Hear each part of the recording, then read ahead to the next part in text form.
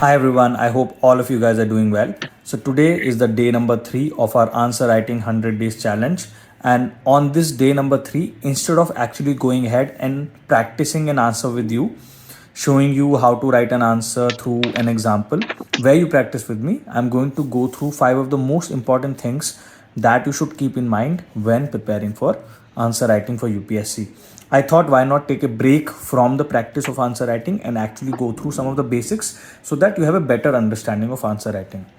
Now, remember, before I go into this video, I want to tell you that I am posting various questions, previous year questions, where you can pause the video with me, practice, and then come back and check your answers. I'm doing live answer writing practice, so I hope that will really help you. So that is also part of this series. So let's go ahead and dive into what is answer writing's 5 very important things to keep in mind when you are starting this particular thing about UPSC preparation.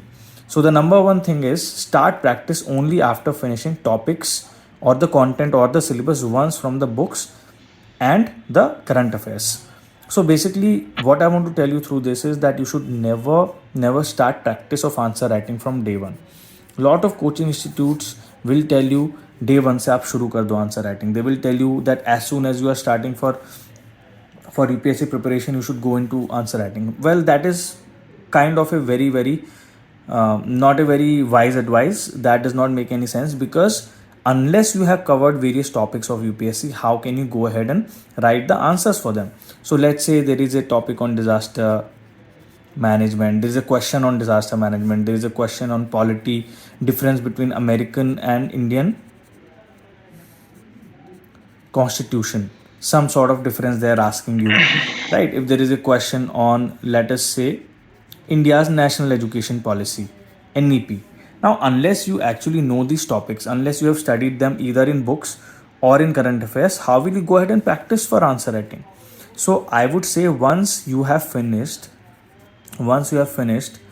at least one reading, and your concepts are your concepts are relatively clear. You have understood basics of polity, basics of economics, you have understood basics of environment, then you can go ahead and dive into answer writing practice. And then also you have to be careful. You don't want to decrease your confidence by thinking that mere ko to kuch aata hi nahi hai. You want to be sure that whatever you are practicing in answer writing, you have studied it at least once or twice before. And if you have not studied it, whether you are able to use your other derivative information, other kinds of information that you've learned to answer that question. All right, so finish the reading at least once and then only go ahead into answer writing. Now, so when does this happen? This happens 6 to 8 months into your preparation. After 6 or 8 months, you start feeling more confident about the content of UPSC. You have studied current affairs, you have studied some topics, you have finished some books like Lakshmikant or any other book. So then you start feeling confident, and then you have some knowledge base from which you can start answer writing. All right, so I would say wait at least until 6 to 8 months to start practicing your answer writing. So let's say you are starting your preparation of UPSC in July 2022. So I would wait until, let's say, November, December to start your answer writing practice. All right, that is the basic thing that you want to do. All right, so now let us move into the second point, which is give 2-3 months dedicated preparation to essay and answer writing before mains at least once. So what this means is that you should at least provide yourself good 60 to 90 days when you are focusing on answer writing on a day-to-day basis. And how to do that? Well, and when to do that? See, normally when you are preparing for UPSC, you have in mind that 1 to 5 years preparation will happen. So let's say the prelims are in June 2023. Okay, I will take next year example. You can apply to 2024 also. So you will take at least 6 to 8 months to at least cover the basics. So let's say you started studying in March 22. All right, so you have almost 1.5 years, 1 year, 2 months till next year when you started studying. So once you have finished by November 22, once you have finished your basics, then you want to give full 2-3 months from November. I would say the best time for this is actually November to Feb.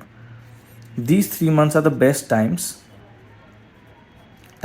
best months when you can actually prepare properly for answer writing and essay writing.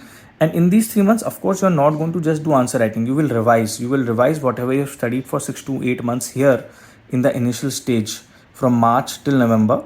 Whatever you've studied, you're going to revise it and you're going to write about it. You're going to practice in these 3 months. And once February comes, you will start preparing for prelims dedicatedly. Because in June, prelims are there, so you need at least 3 to 4 months dedicated preparation for prelims.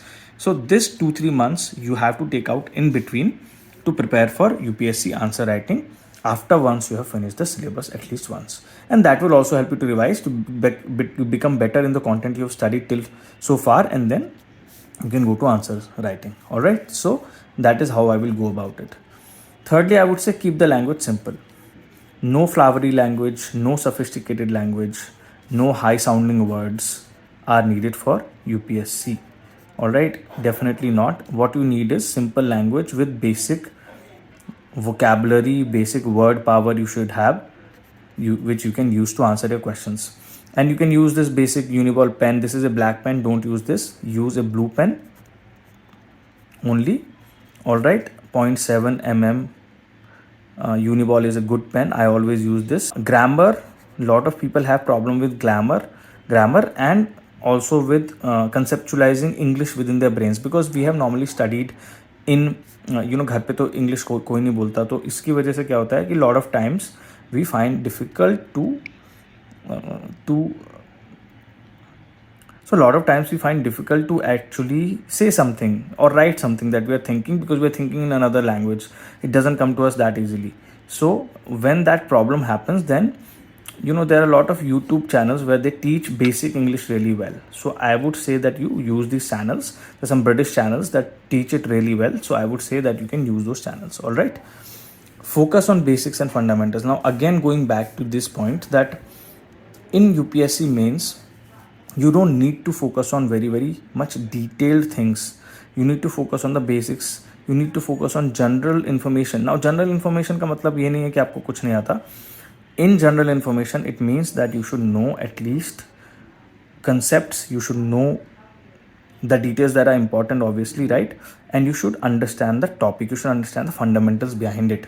So don't go for too much of PhD in anything. Go for the generalist understanding of things, and that will only come once your concepts are clear. And finally, practice. And that is why I started this 100 days answer writing challenge, so that you can practice. Because without